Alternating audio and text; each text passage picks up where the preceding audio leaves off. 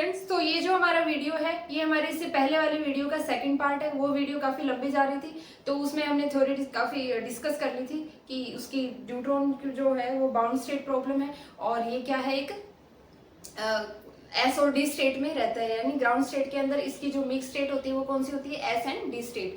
तो ये जो हमारा जो नेक्स्ट पार्ट है, अब इसके अंदर हम इसकी जो प्रॉपर्टीज है जो हमने वन बाय वन एक्सप्लेन करी थी उसको हम एक साथ लिखेंगे, ठीक है, एक टेबल के फॉर्म में लिखेंगे ताकि हम उससे थ्योरेटिकल क्वेश्चंस को अटेम्प्ट कर पाए और समझ सके कि अभी तक हमने क्या पढ़ा है। ठीक है, तो ये पहले वाले वीडियो का क्या है, हमारा नेक्स्ट पार्ट है। उस वीडियो में हमने थ्योरीज डिस्कस करी थी, इस वीडियो में हम उसके कंक्लूजन लिखेंगे।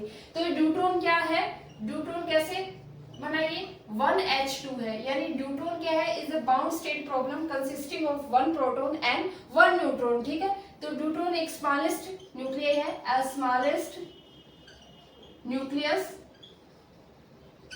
which is the bound state of,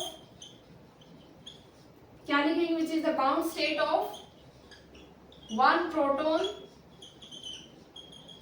and 1 neutron। ठीक है, ये हमने पढ़ लिया था। फिर नेक्स्ट हमने पढ़ा था इसकी जो बाइंडिंग एनर्जी है वो कितनी बताई थी, 2.23 मेगा इलेक्ट्रॉन वोल्ट। ये इसकी क्या आई थी, बाइंडिंग एनर्जी आई थी। फिर नेक्स्ट हमने क्या पढ़ा था, इसका जो मैग्नेटिक मूवमेंट है, ठीक है, मैग्नेटिक मूवमेंट ऑफ ड्यूट्रॉन, ये आप लिख लीजिए। इसकी जो 1 बाय 1 प्रॉपर्टीज है, ये क्वेश्चंस हमारे एज इट इज गेट के अंदर आते हैं। ठीक है, तो मैग्नेटिक मूवमेंट इसकी दो तरीके से पढ़ी थी, एक था इसका थ्योरेटिकल वैल्यू, ठीक है, और दूसरी क्या थी इसकी एक्सपेरिमेंटल वैल्यू। तो थ्योरेटिकल वैल्यू इसकी क्या थी, 0.85 म्यू एन, और इसकी जो एक्सपेरिमेंटल वैल्यू थी ये क्या है, थ्योरेटिकल, और ये क्या है हमारी 0.87 म्यू एन, ये क्या आई थी, एक्सपेरिमेंटल। तो ये हम याद रखेंगे। ठीक है, फिर नेक्स्ट हमने क्या देखा था, जो स्पिन पैरिटी होती है ड्यूट्रॉन की, यानी जेरो, वो कितनी आती है, 1+। तो यहाँ से आप देखेंगे इसका जो एंगुलर मोमेंटम आता है वो 1 आता है, और इसकी जो पैरिटी आती है वो क्या होती है, इवन पैरिटी। तो यहाँ से बताओ ये क्या है, even parity.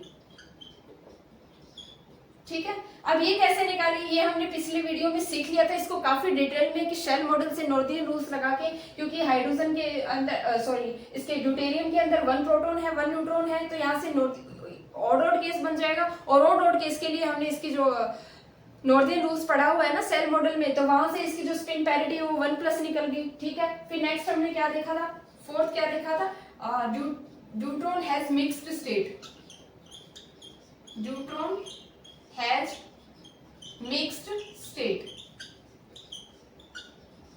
Mixed state for ground state में ही रहता है ये ड्यूट्रॉन। तो मिक्स्ड स्टेट में कौन सी बनती है, 3s1 एंड 3d1 स्टेट। ठीक है, ये इसकी मिक्स स्टेट में रहती है। ये एक ये 2023 के अंदर ये क्वेश्चन भी आया हुआ है कि ड्यूट्रॉन की जो मिक्स स्टेट होती है वो कौन सी होती है।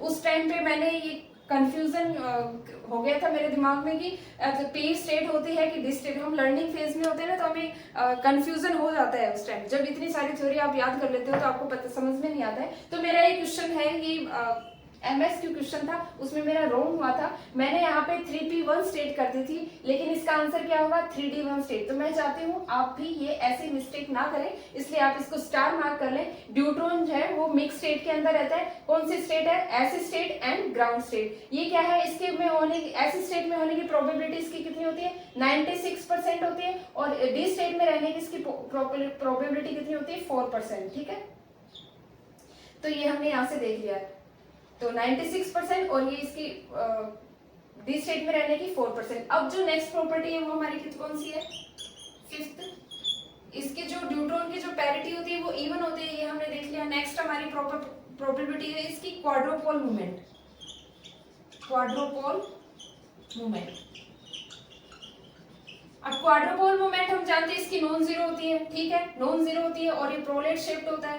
तो क्यू जो है वो इसकी क्या आएगी, क्यू पॉजिटिव आएगी, ग्रेटर देन 0, यानी क्यू जो है वो पानी हमारी आती है 0.23, कितनी आती है, 0.239 फर्मी मीटर स्क्वायर। वो हमने पिछले वीडियो में बाद में लिखी थी, इसलिए हमने 2.3 किया था। तो ये क्या है, हमारी फर्मी मीटर स्क्वायर में है, तो ये इसकी क्वाड्रोपोल मूवमेंट आ गई। फिर नेक्स्ट है इसकी जो आइसोस्पिन है वो क्या होती है, 0 होती है। ठीक है, आइसोस्पिन इक्वल्स टू 0। ये कैसे देखिए हमने जब इसका पिछले वीडियो में हमने इसका वेव फंक्शन कैलकुलेट किया था, तो टोटल वेव फंक्शन में हमने देखा ना साइज स्पेटियल पार्ट भी होता है, साइज स्पिन पार्ट भी होता है और एक साइज आइसोस्पिन पार्ट होता है। उसमें हमने इसकी आइसोस्पिन निकाली थी t equals to z minus N divide by 2। अब z और जो n है वो 1 1 आते हैं न्यूट्रॉन, क्योंकि इसमें न्यूट्रॉन भी एक होता है, प्रोटॉन नंबर भी एक होता है, इसलिए हमने बोला था कि न्यूट्रॉन के लिए जो आइसोस्पिन है वो क्या होती है, 0 आती है। तो यहाँ से वो एज इट इज फैक्ट लिख दिया, आइसोस्पिन इज इक्वल्स टू 0। अब यहाँ से देखो इसकी radius of neutron, radius of neutron, radius of neutron कितनी आती है, ऑफ न्यूट्रॉन है हमारी 1.96 फर्मी-मीटर। तो ये कुछ एक्सपेरिमेंटल फैक्ट्स है हमारे पास, तो ये आप नोट डाउन कीजिए, बहुत ही इंपॉर्टेंट प्रॉपर्टीज है। यहाँ से जो इसकी थ्योरी से क्वेश्चन है वो एज इट इज गेट के अंदर रिपीट होते हैं, ठीक है। तो आप ये नोट डाउन कर लो और उसके बाद इसकी वो देखते हैं इसका जो वेव फंक्शन है वो क्या बनता है। नेक्स्ट जो हमारी प्रॉपर्टी वो क्या है, 8th नंबर प्रॉपर्टी इसका वेव फंक्शन साई टोटल, वो क्या होता है, साइज स्पेटियल पार्ट होता है, ठीक है, डॉट साई स्पिन पार्ट होता है और डॉट साई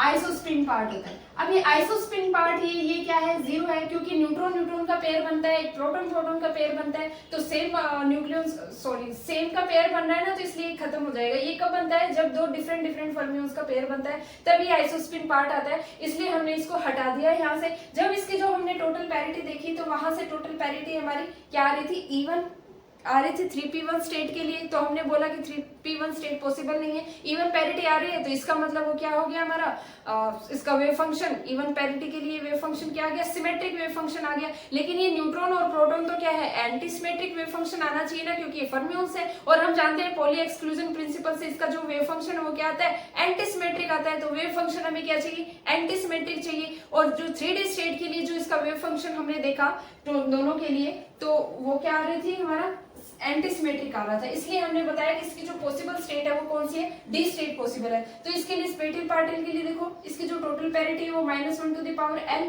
और इसके लिए कितनी आती है s+1, और इसके लिए कितनी आती है t+1। अब ये t यहाँ से हमने कैसे किया, z minus n divide by 2। अब यहाँ से जो t है वो 0 होता है फॉर न्यूट्रॉन, आइसोस्पिन पार्ट क्या होता है 0, इसलिए हमने ये आइसोस्पिन पार्ट को हटा दिया। तो यहाँ से हमारा जो वेव फंक्शन है डी स्टेट के लिए वो कितना आ रहा है, एंटीसिमेट्रिक आ रहा है टोटल, तो एंटीसिमेट्रिक, इसलिए हम बोल रहे हैं कि इसका जो वेव फंक्शन है वो टोटल वेव फंक्शन इसका एंटीसिमेट्रिक होता है। तो ये भी एक इसकी प्रॉपर्टी है कि इसका एंटीसिमेट्रिक वेव फंक्शन आता है। नेक्स्ट हमारा है कि अब जो नेक्स्ट है कि जब स्लो न्यूट्रॉन जब इंसिडेंट कराया जाता है प्रोटॉन पे, जो कि क्या है, रेस्ट पे है, ठीक है, when slow neutron is incidented on proton, जो कि रेस्ट पे है, तो ये क्या करता है, न्यूट्रॉन बनाता है और साथ में क्या करता है, गामा फोटोन का इजेक्शन करता है, यानी एमिट करता है। अब ये जो गामा फोटोन की जो एनर्जी है इस न्यूट्रॉन की एनर्जी के इक्वल होना चाहिए ना, ठीक है। तो यहाँ से देखते हैं m0n(c²) प्लस m0p(c²), और ये क्या आ गई, ई gamma equals two plus minus m0d(c²). Energy conservation से क्या देख रहे हैं कि जो न्यूट्रॉन की जो एनर्जी इस गामा की एनर्जी के इक्वल आना चाहिए इसकी बाइंडिंग एनर्जी की। तो यहाँ से ये देखो E gamma is equals to क्या बन गया हमारा, ये m0c² plus m0p² minus m0d²। अब ये क्या बन गई हमारी, बाइंडिंग एनर्जी बन गई, बाइंडिंग एनर्जी।